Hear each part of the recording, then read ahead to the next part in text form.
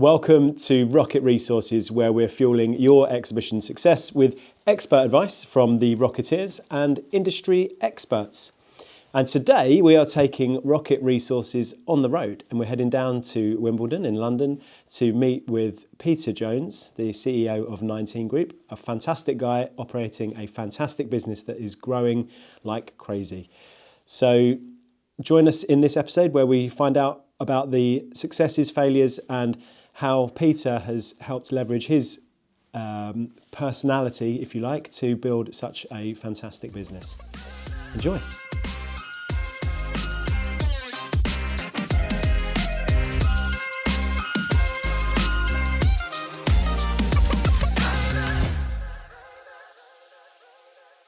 Welcome to another episode of Rocket Resources, and today we are joined by the incredible Peter Jones from 19 Group, who is the CEO of one of the fastest growing, most exciting event organisers in the UK. So we're absolutely privileged to have you today, Peter. So thank you for your time.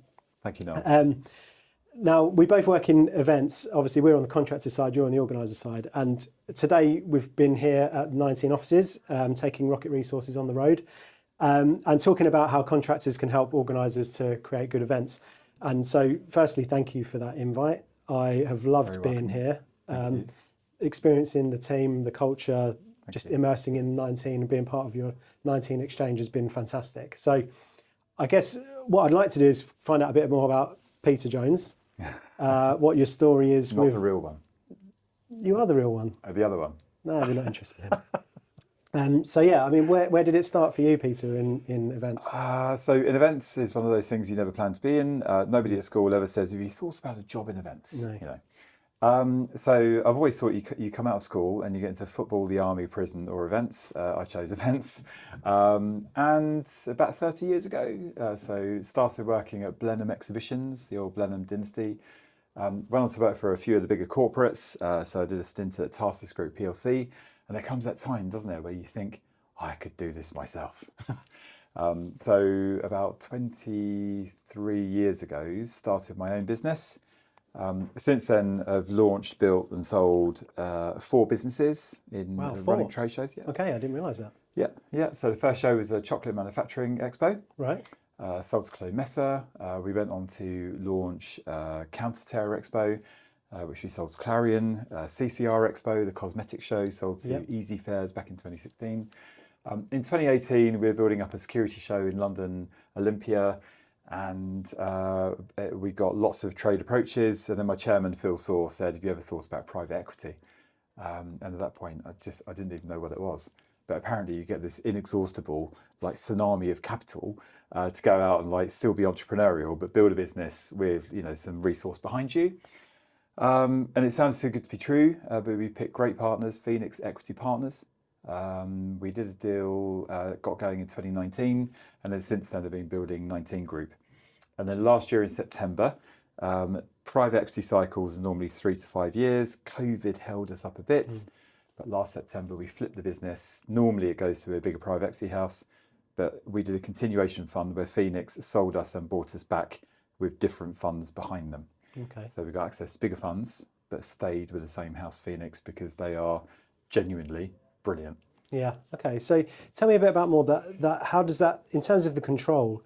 I guess as a founder, you're obviously in control, and whether you like it or not, or recognise it or not, you are in control. And I guess there must have been a moment where there's an element of control that's relinquished. Is that there is. Is that fair? Yeah, 100%. Okay. And it's as a founder, you're a control freak. Yeah. And B, you're psychologically unhinged. And if you're not those two things, you'd never start your own business. Because starting your own business is so hyper risky that if you're clever enough to work it out, you'd never do it, because 80% of businesses go bust in the first year. Yeah. And if you are smart enough to work it out, then you must be unhinged, because it's a stupid thing to do. You've got to jump off a cliff, as you know, and somehow work out how to fly without going splat. Yeah. So when getting backed by private equity, is you've got to, everything that got you to that moment of being in every element of every detail in the business and controlling every element 7 days a week suddenly becomes one of the biggest derailers. Because as the business grows, and 19 has grown from 2019 from 8 people to today we're 250 people across the world. Being involved and controlling every detail is hyper derailing. And that's been the biggest struggle. So I do think I nearly got sacked in the first couple of years and just about got away with it. Do you genuinely feel that? I think so, yeah. I'm not sacked, but probably at a point where I was probably, this is not working. Yeah. The PE house said to me, Peter, have you thought about coaching? Okay. And at that moment, I was like, oh, shit. And that's when you found Tess Cope? Yes, so Tess has actually been a coach for the business. So Tess has helped us build the culture and values of the business. Yeah. My personal coach is a guy called David. Right. He actually started Phoenix Equity back in 1990. Oh, wow. Okay. And has fulfilled many roles. He's sat on many boards. He was the chairman of Wimbledon Tennis. Right. He's an incredible person who lectures on culture. And he taught me to focus on culture, and the rest of it and the numbers normally follow, and they have. Yeah. And that's been really evident to Phil today, being here. Thank you. And your caddies and your awards. Obviously, you do that for kind, agile, driven, and inclusive. Oh, get you. Brilliant. Yeah. Amazing. It's Honestly. great. I just, honestly, I've been here, I'm not just saying it, I think it's fantastic. And you can really feel it. The way that people clap each other, you know, everyone's supporting each other. I mean, we have a great culture, I feel, at Rocket. And Yeah, you do. But this is really upper level. And I think we can definitely learn some stuff from you. Hence why I asked the question. It's only upper level because we've been at it now for, you know, a good 5 years. Yeah. And I've followed you online, and your culture is brilliant. And I can see the value you place, you know, in your people and the amount you do around culture. So you guys have absolutely got it. And culture is one of those things that it's very easy to talk about and put the values together and stick them on the wall, like loads of people do. That's easy. Living it every day is like being a parent. It's just a feckless task. Yeah. Every day of reminding, you know, our values, what we stand for, what we'll accept, what we won't accept. And it just takes time to build that. And I guess it doesn't always go right. No. And what happens when it doesn't? So we're not good enough yet recruiting on values-based recruiting. Quite often, still as a business, we're going really quickly and we still fall into the trap of we've got, you know, seats to fill, and to get a bum on the seat because the show needs an extra resource. You kind of look at a CV, you look at the experience, they tick all the boxes. It's like, right, get them in. Yeah. And sometimes you get someone in and they tick all the boxes in the CV, but they're not a cultural fit. And once you find out they don't match the values of the business, then exiting them is quite a long, expensive and draining process. Yeah. And we're really sorry we have to go through those processes. Yeah. But when we know someone's not a cultural fit for the business, we will exit them, but we'll also be very kind in the way that we do that. Yeah, which is obviously one of your values, which is good. Yeah, cool. Okay, so talk to me about, I want to go back to like events and launching events and what goes into it, because I feel that it's often an underlooked or overlooked area of what we do. And certainly from us as contractors and dealing with exhibitors, they don't always, and we don't, and exhibitors don't perhaps always understand the level of effort and work that goes into launching, running a show. I mean, who comes up with the ideas? Who comes up with the ideas? Often the ideas we've come up with is not spotting something that hasn't been done before. It's just going to lots and lots of different events. And you normally, and if you talk to people, you'll normally find an event where you just think, we could just do that better. And with, I'm not going to mention names, but if you look at some of the bigger corporate organisations that are running big, well-established shows, complacency and arrogance can often set in. And that opens the door for entrepreneurs to nip in. It's like going into a port and you've got the big super tankers, and us entrepreneurs are like the SAS SWAT team in a little black rib. And you go in there and you just nick it. Yeah, okay. And you can just very easily just, you know, nibble a niche off of a bigger event. Okay. And the bigger corporates, quite often, it takes so long to react that by then the entrepreneurs are in. And I think probably most of the shows that we've launched and built have been off the back of going to other bigger shows where exhibitors are just feeling a little bit hostages, like they need to be there. It's the biggest show, we have to wave the flag. If we're not here, you know, what does it say about us? So, but the thing is about hostages is normally they either escape or you have to shoot them. So it is a good opportunity for us entrepreneurs to like go in and say, what if we were to do something differently? And show you, like you and your business with your exhibitors, you show the love, you show the care, you show the customer service, You know, what was it you said this morning in your brilliant presentation? You give a shit. Yeah. Oh, yeah. Did I swear? Yeah, you did. Okay, sorry. And we had a 12-year-old in the audience. That. Yeah. Okay. So, but you're a big business now, right? You said 250 people. You probably run some of the biggest shows. Certainly, sort of TSC, that's the Health and Safety Series, is probably one of the biggest shows that happen in the UK. I think from my point of view, we obviously go to lots of shows. I don't see many that are as sizable as that. Yeah. So, would you consider yourself a big organizer now? I guess when you compare us to the likes of, you know, Informer and Reeds, I mean, we're infinitesimal. Yeah. But compared to what we've been in the past, we're in 250 people, feels big. Yeah. We've now got offices in Singapore, in Hong Kong. We've just opened North American HQ in Boston. So yes, it feels big to us. And I think one of the challenges in that is just trying to maintain culture when you're scaling so quickly. That's my 4 a.m. moment, is how do we maintain what you felt today? Yeah, that must be difficult. It is. The bigger you get, the harder it is, right? Because that good stuff gets diluted. So yeah, but I mean, from what I can see, it looks like you're doing a good job of that. So well done. But when you're expanding, are you expanding through? Obviously, I know you're expanding through acquisition as well as launch. Is that right? So there's 3 levers to the growth of 19 Group. Okay. So we expand through organic. So we run 21 shows across the world now. We're growing organically at 28% per year, and we've maintained that for the last 4 years. So that's really good. We're also launching stuff. So we launched 10 shows over the last year and the year to come. So 10 new launches. The quickest way, Noel, still to build a business is to acquire. Right. Because you're buying an existing business that's already got the momentum. You know, digging something out of the ground takes a good couple of years, Yeah, absolutely, you know, to get it going. So when you buy something, it's already got its existing momentum. And then we're very, very careful as to how we support and integrate that business to maintain what that made that business amazing, but then to show that business the menu of everything else that 19's got to offer.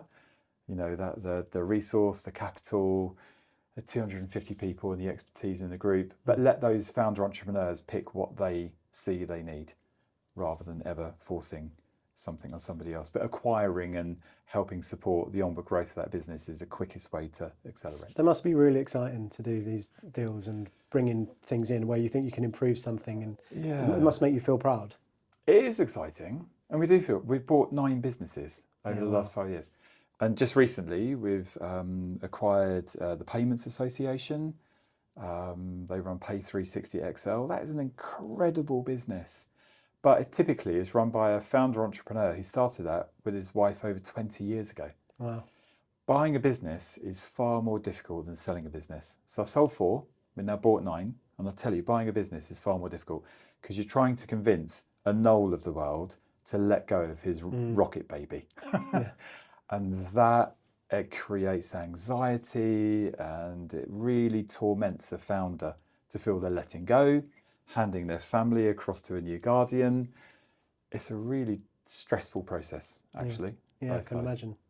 So when you're doing all this, and one thing I've noticed about you and your team and the shows that you run is that you really get embedded in the communities that you serve. And I think that's really important. I don't see that done very well out there. I'm sure there are other people that do it well, but it's really noticeable.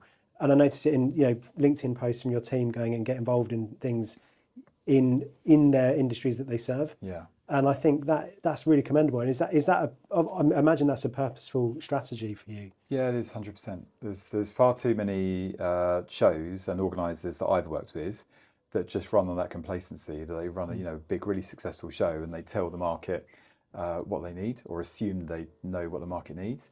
Nobody knows what a market needs better, Noel, than the exhibitor, because that exhibitor is in it. They've been running their business 10, 20, 30 years. They know all the customers in that market, and you have to listen. So you have to get deep in the market and listen and take it on board. It's that old cliche, just listen to what they want and then give them what they want. Yeah. We do that through exhibitor days, we do that through advisory councils, press events before the show, but really listen to what the market wants. And then invariably, when you get to the show and you deliver what you've heard the market wants, it's normally right. Yeah. Yeah, that's And it. it's like being married, right? If your partner thinks you are actually listening, it's going to be much better. Yeah. So that's brilliant. Like like I say, I can see that. I can see that in the people that are around. That you do genuinely get involved. So I guess in old-fashioned speak would be like a steering committee. You mentioned about Yeah, advisory councils. advisory, yeah, same thing. So Yeah. how would you change that up often? How would you have the same people in it for year after year, or is there a formula for that? We try and keep it fresh. I think the downfall of advisory councils or steering committees is that over the years you just keep adding and no one's ever brave enough to chop someone off. Yeah. And then what happens is you start with a really good council where it's maybe 8 to 10 people, Okay. and it ends up being 50, Yeah. and then it just becomes like a listening shop, a talking shop. Yeah. Probably a good size for a steering committee is up to about a dozen, because then you can get around the table and have a good genuine chat. Where are the problems? Where are the pressure points? What do we need? And everyone feels they're talking and contributing. But that does take a bit of bravery to keep it fresh every couple of years. Yeah. Okay, cool. And from where we sit as contractors and from the exhibitors as well, where we come in and obviously work within your shows, can you give us a feel for what does good look like in that? So when 19 went from last September, we went from round 1 to round 2, so Phoenix Equity stayed, but the funds behind them changed. So we had many of our shows, we had lots of consortiums turning up from investors, banks, Yeah. The potential new funds behind the business that wanted to come see what we do. And many of them would walk into a show and say, how did you measure success? Well, of course, you've got visitor numbers, attendance, I mean, who cares? But the way we measure success is to feel it. When you walk into a show, it's like putting your fingers on the pulse of an animal. You can just feel the heartbeat of a show, the beast. You can feel it, it's alive. Yeah. And we do a lot of stuff at 19 to make shows. Our mantra is to make sure our shows are unforgettable. Because trade shows otherwise, Noel, can actually be quite boring. It's easy to go to a trade show, met a few people, got some leads, gone home, and months later you've forgotten that. So we want to make shows experiential and unforgettable. And we put a lot of effort as 19 into features and content and theatres, and sometimes people call them gimmicks. We do a lot of fun stuff, rock stars in the entrance, Guitar Hero competitions, people walking on stilts. It's just fun, it just adds colour. But the real showmakers are the exhibitors. Never underestimate that. And organisers get really arrogant and complacent, thinking that they're giving a privilege to the exhibitor to pay to be there, but the exhibitor makes that show. Yeah, 100%. We are nothing but that. They are the showmakers. And the quality of the stands and the integrity and the engagement of the stands is everything, Noel. And when you walk around shows, I always fear picking out a couple of 19 shows, I'll get in trouble. But retail tech show, right? Yeah, it's a fun show. It's a fun show, right? It's engaging, and Matt Bradley, show director, puts so much work into curating the theme of the show each year, the magic of retail, the carnivalry. But actually, when you walk around, it's the exhibitors, it's those stands that, 500 stands now, that bring it to life. That's the importance. And that's what makes a show. And it's people like you who creates those stands that actually makes the experience. And that's what us as organisers overlook so much, is the importance of the supply chain. So you are the spine of the show. And without you, it doesn't happen. Yeah, well, I appreciate that. I mean, it's not just us, right? It's obviously we need the platform which you guys create. And I think what you said about creating that theatre and the excitement and the fun element means then that the exhibitors appreciate it. And if you could put a smile on someone's face, all of a sudden they're more approachable. Yeah. And they're just more likely to do well, I imagine, just from that, from the general vibe. If the vibe is good, everyone's happy. Yeah. And if you're happy, you're more likely to be your best self, aren't you? And I think from an exhibitor point of view, you've got 2 days to be absolutely on it and get the most out of that show. And I think from what I see and the clients that we work with at your shows is, I think you do a really good job of it. So there's a vibe. Yeah. It's the same in airports, isn't it? When people are going through the checkpoint security, airports put a lot of effort in trying to make that hopefully as quick and smooth as possible. Yeah. Because if people then enter the retail, which is what airports are all about, actually, they enter the retail with a good vibe, good feel, good factor. They're in a good mood. They buy. Yeah. And when visitors at a show walk in and they're in a good mood, they buy. They'll stop, they'll engage, they'll talk. And it's that other thing, isn't it? It's about winning the attention of a visitor. So they're walking around the aisles of, 500, 600. You mentioned our NEC series, there's 1,300 exhibitors there. Wow. So as an exhibitor, what is it that makes you stand out? So you can have really like engaging salespeople when you stand and leap out in the aisle and freak out a visitor. Hi. Yeah. Or you can actually make your stand so appealing that the visitor just hovers for a moment because it's interesting. Yeah. We're just humans. We get stimulated by colour and look and style. So I really do urge and beg exhibitors not just to book a stand, turn up and assume that visitors will want to talk to them. Got to make the stand interesting. Yeah. That's where you guys come in. Yeah, absolutely. It's 100% a joined up approach. Virtuous circle, would you call it? I call it the circle of life. The circle of life, that's it. Yeah. Is that a Lion King thing? Well, they probably did it first. You're going to get sued. Yeah, probably. Never mind. Well, I've got nothing to give, so don't pick a fight with a man who's got nothing to lose.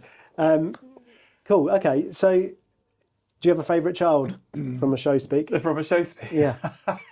So all of them. I love them all equally. So I think you're allowed to have one. There's probably one that it might mean doesn't necessarily mean it performs better than any others, but it might just have something sentimental value to you.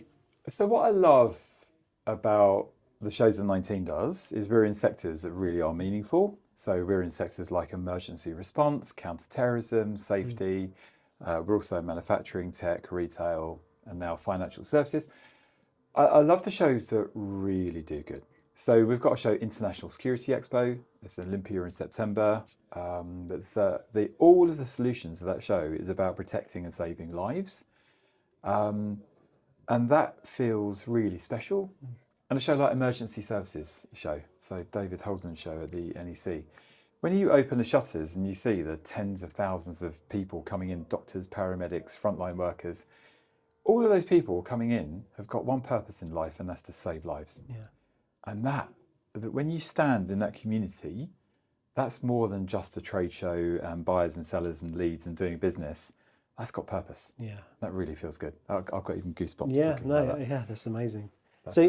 Just quickly then, one last thing about the verticals then that you try to work in. Do you pick out specific things, and maybe you've given away some trade secrets here? How do you? That's obviously intentional. You look at how do you choose what shows to go in, either fit within a vertical, or how do you identify a new area? We had 6 verticals in 19, so they're all trade shows. Yeah. Supported by brilliant digital media. Right. So we're getting much better at great media to support the year-round interaction. The verticals, so from security to manufacturing to tech, emergency response, we're in energy, now we're in financial services.